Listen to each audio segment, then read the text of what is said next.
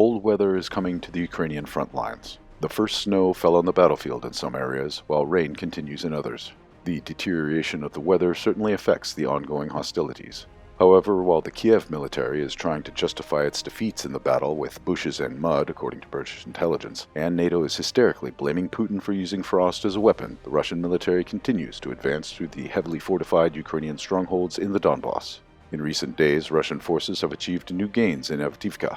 They broke through Ukrainian defenses in the industrial zone in the south of the city.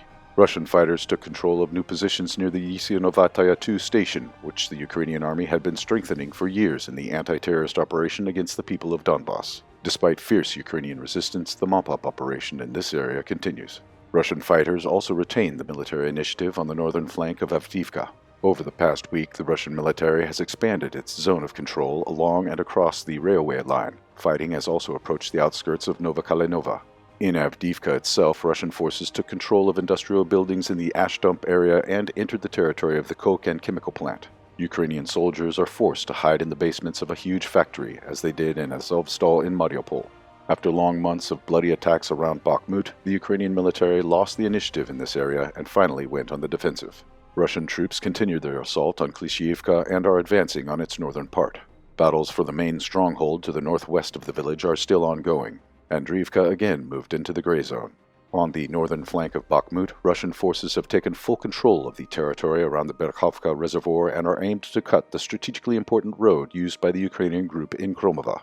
Last week was marked by attempts of Ukrainian forces to launch attacks near Gorovka. Several of their assaults were repelled on the western outskirts of the city. Such operations are most likely aimed to force the Russian command to transfer reserves from other areas.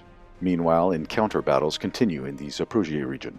The Russian military repels Ukrainian assaults and counterattacks. Neither side has any advantage at the moment, but Ukrainian forces do not abandon attempts to break through the Russian defense.